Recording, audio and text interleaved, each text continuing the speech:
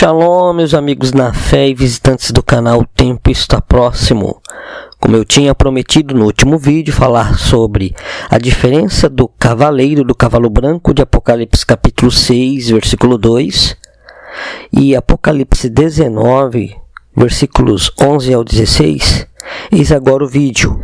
E para iniciar esse estudo, vamos ler o versículo-chave do cavaleiro do cavalo branco do Apocalipse capítulo 6. No versículo 2, o versículo 1 é quando o cordeiro abre o primeiro selo, O primeiro selo do livro de 7 selos, que libera o cavalo branco, junto com o cavaleiro desse cavalo, do cavalo branco.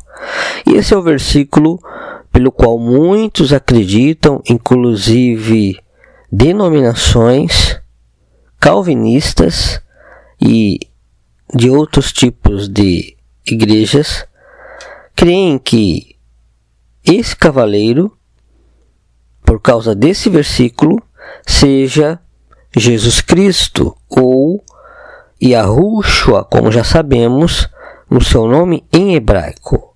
Quer dizer, o Salvador, o Messias, ou a pregação do Evangelho, o Espírito Santo, que sai vitorioso e para vencer.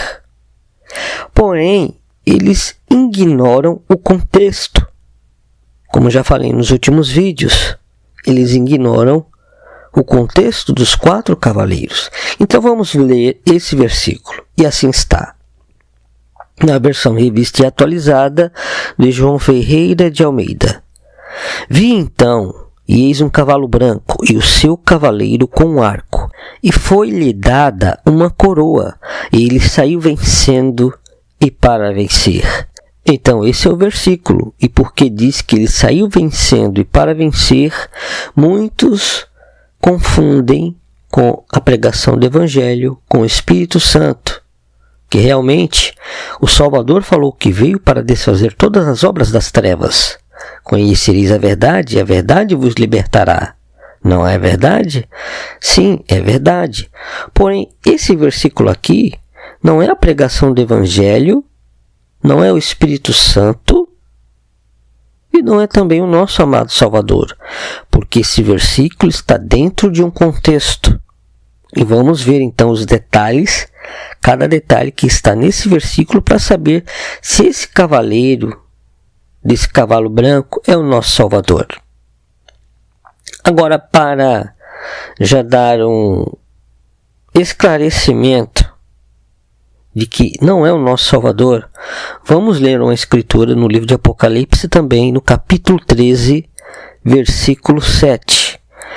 Agora vamos usar a Bíblia de King James, da versão de King James. E no capítulo 7, quer dizer, no capítulo 13, versículo 7, temos o seguinte: foi-lhe concedido também poder para guerrear contra os santos e vencê-los. E recebeu autoridade sobre toda tribo, povo, língua e nação. Vocês estão vendo aqui nesse versículo alguma palavra semelhante ao versículo 2 do capítulo 6, que está referente àquele cavaleiro do cavalo branco? Vamos ler agora nessa versão mesmo de King James, no capítulo 6, versículo 2 novamente. Olhei, e diante de mim estava um cavalo branco, e seu cavaleiro empunhava um arco. Então vejam que esse arco, ele está sem a flecha, mas na mão do cavaleiro. E foi-lhe outorgado uma coroa, e ele cavalgava altaneiramente como vencedor, determinado a vencer.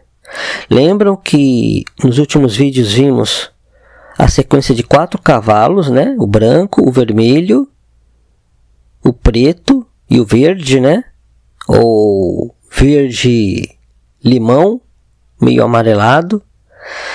Então temos que depois do cavalo branco vem o quê? O cavalo vermelho, que representa a guerra. E por que está dizendo aqui que ele cavalgava altaneiramente como vencedor, determinado a vencer?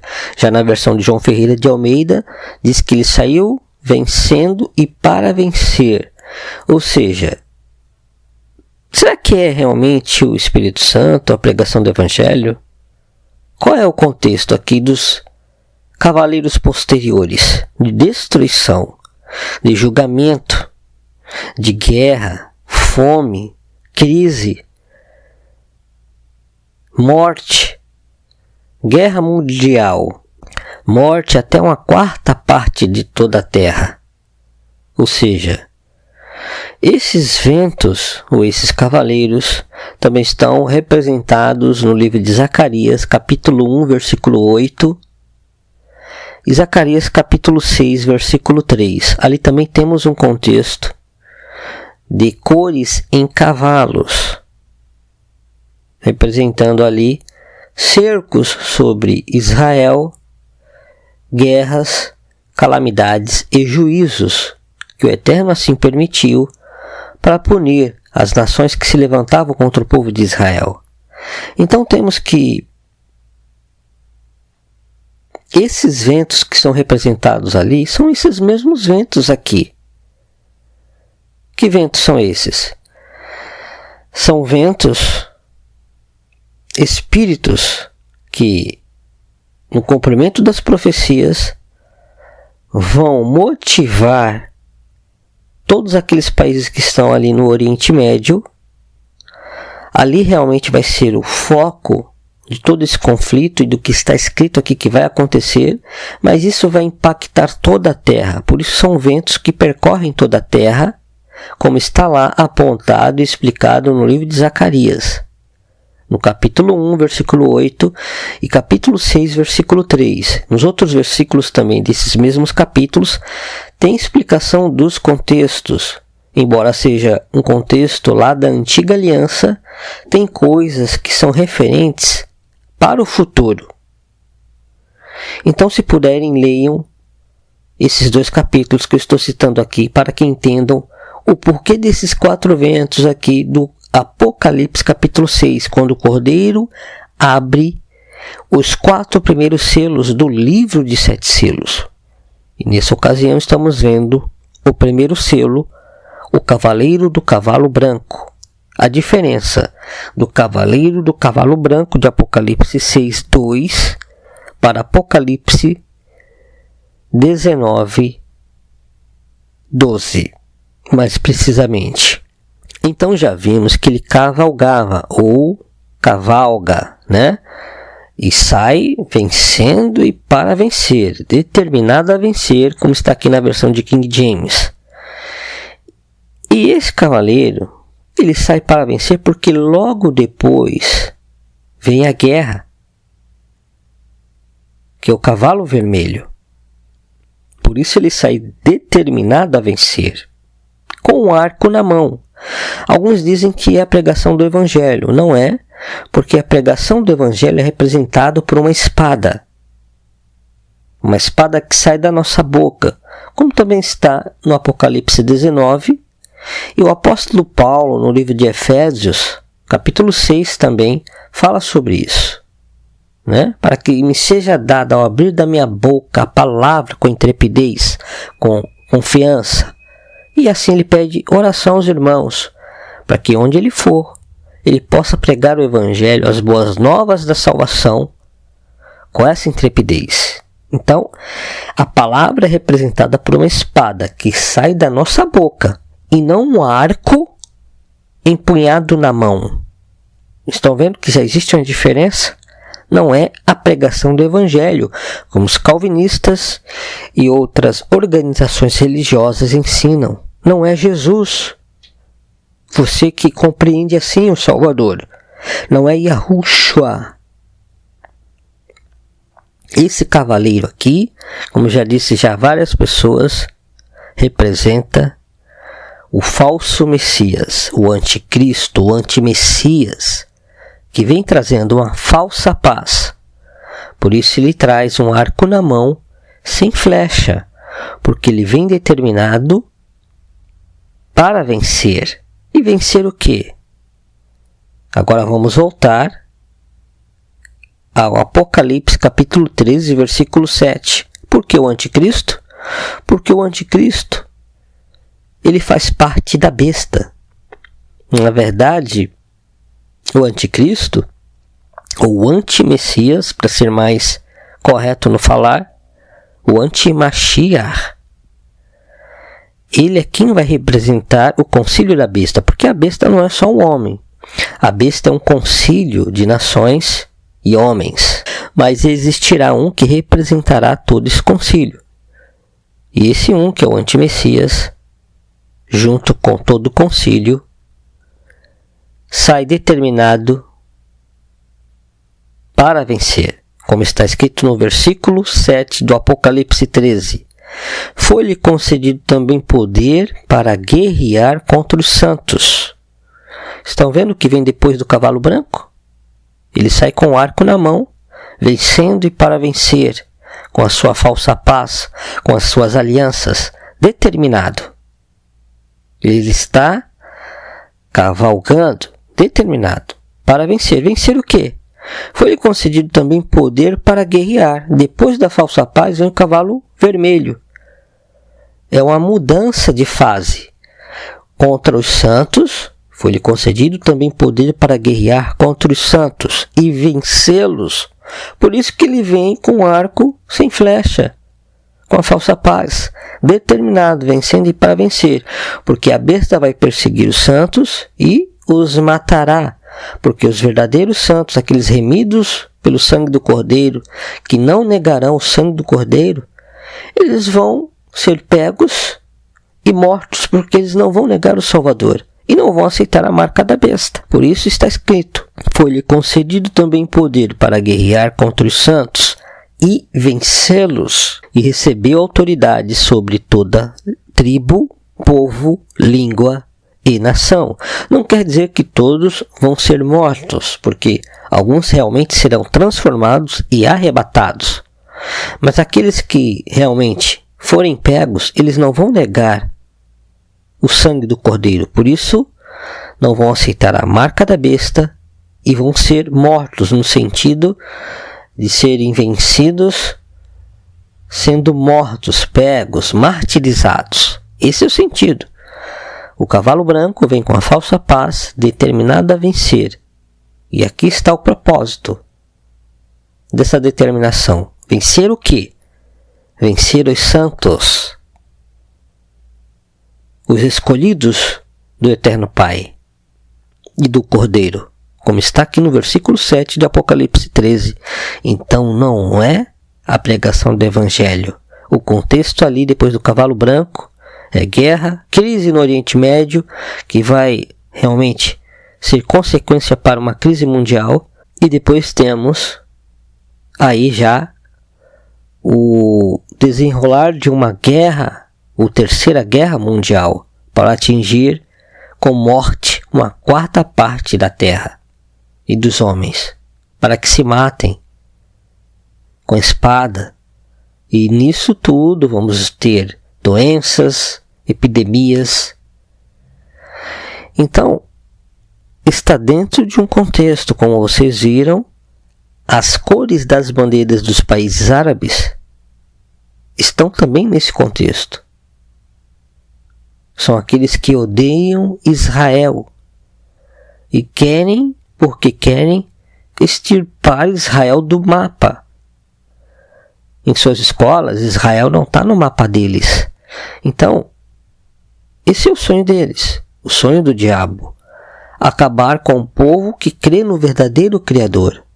E não é só com Israel que crê no verdadeiro Criador através da antiga aliança, mas também com todos aqueles que creem no verdadeiro Criador através da nova aliança, do sangue do Cordeiro. Por isso está escrito no versículo 7, que foi-lhe concedido também poder para guerrear contra os santos e vencê-los, matá-los, e recebeu autoridade sobre toda tribo, povo, língua e nação. Vejam como está constituída hoje a ONU, por maioria de países árabes muçulmanos. por isso terão poder sobre toda tribo, povo, língua e nação. Agora vamos para o livro de Apocalipse, capítulo 19.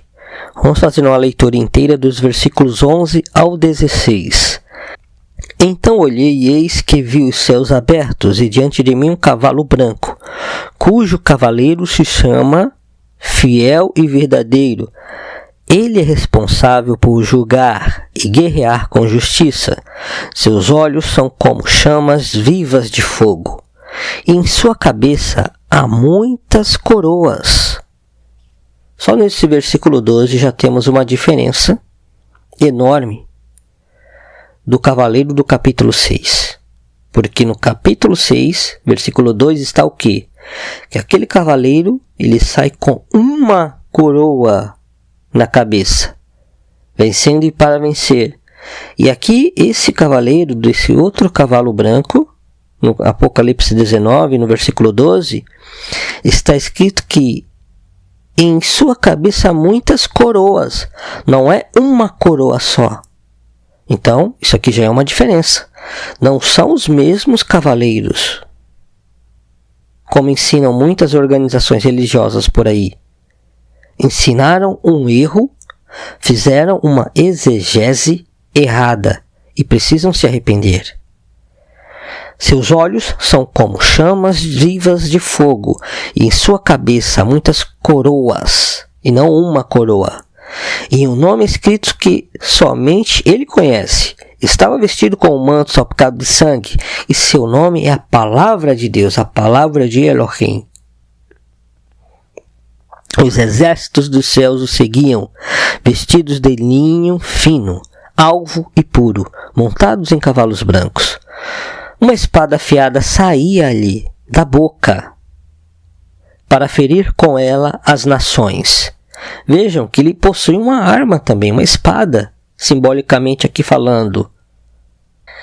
Mas essa espada é a palavra que sai da sua boca. Ou seja, ele não tem um arco na mão. É bem diferente. Ele as regirá com cetro de ferro, e ele mesmo é o que pisa o lagar do vinho da justa ira de Deus Todo-Poderoso, de Elohim Todo-Poderoso. Em seu manto, sobre a coxa, traz escrito este nome: Rei dos Reis e Senhor dos Senhores, Mestre dos Mestres. Então, vejam aqui a descrição desse cavaleiro. E a chave está também no versículo 12. Ele traz coroas sobre a sua cabeça. Na versão de João Ferreira de Almeida está diademas. Então, são várias coroas e não uma coroa. Então, aqui temos uma diferença enorme. E nos outros versículos temos mais diferenças. É uma espada e não um arco. É uma espada que sai da sua boca e não um arco na mão. Agora, continuando em Apocalipse, vamos para o capítulo 4, versículo 10. E assim está escrito: quando o apóstolo João, ou Yohanan, como está no hebraico moderno, ou Yahuhanan, como é no hebraico antigo, quando ele vê a sala do trono, o céu, pela primeira vez, ele descreve as coisas que enxergava ali. E ele vê, no versículo 10, os 24 anciãos se prostram diante daquele que está sentado no trono e adoram aquele que vive para todo sempre. Eles lançam suas coroas diante do trono e declaram. No versículo 11, temos ali uma menção de adoração, de louvor, honra e glória ao nosso Criador, aquele que está sentado no trono. E quem está sentado no trono do Pai? O nosso Salvador. Como está no capítulo 3 de Apocalipse também. No versículo 21, aqui do capítulo 3. Ao vencedor eu lhe concederei que se assente comigo no meu trono. Isto é para reinar aqui na terra, no trono de Davi, desde o trono de Davi, o qual o nosso Salvador é herdeiro. Muitos ainda não entendem esse versículo. Ao vencedor eu lhe concederei que se assente comigo no meu trono, trono de Davi na terra. Assim como eu venci e me assentei com meu Pai no seu trono. Ou seja, não existem dois tronos no céu, o Pai em um trono e o Filho em outro trono à direita. Isso não existe, é uma exegese errada, é uma interpretação errada. O que ele está dizendo aqui, que ele se assentou com seu Pai espiritualmente, no seu trono, no trono do Pai. Quem está no trono do Pai? O Filho, o nosso amado Salvador. Então temos que os 24 anciãos, como vimos lá no Apocalipse capítulo 4, versículo 10, eles o adoram. No versículo 11 e no versículo 10, eles lançam suas coroas àquele que está sentado no trono. Aí no Apocalipse 19, mais precisamente versículo 12, como vimos, vem aquele cavaleiro daquele cavalo branco, com várias coroas em sua cabeça, e não com uma coroa. Então vejam que existem diferenças, e uma diferença enorme para o cavaleiro do cavalo branco do Apocalipse capítulo 6, versículo 2. Não são os mesmos cavaleiros. Então entendam que um é o anti-Messias, que vem primeiro aqui na terra, e depois realmente é o verdadeiro Messias, o nosso Salvador, que vem como leão da tribo de Yahudá, como Rei dos Reis, como vimos no versículo 16 de Apocalipse 19. Então essa é a diferença. Compartilhe esse vídeo com aqueles que ainda não entendem essas passagens. É muito revelador esse estudo. Trouxe pontos aqui reveladores, contextuais da palavra, da escritura, do livro da revelação. No grego, Apocalipse. Então compartilhem, deixe o like, não esqueça de deixar o like, compartilhe com pessoas que vocês conhecem, que aprenderam assim, que aquele cavaleiro do Apocalipse 6 é a pregação do Evangelho, ou é o Espírito Santo, ou é Jesus com a pregação do Evangelho através da sua igreja. Se você conhece pessoas que interpretam assim, compartilhe esse estudo. Quem sabe eles enxerguem a verdade e a verdade os libertará. Tá bom? Que o eterno Yahushua os abençoe grandemente com a sua Shalom. A Shalom que o mundo não pode dar.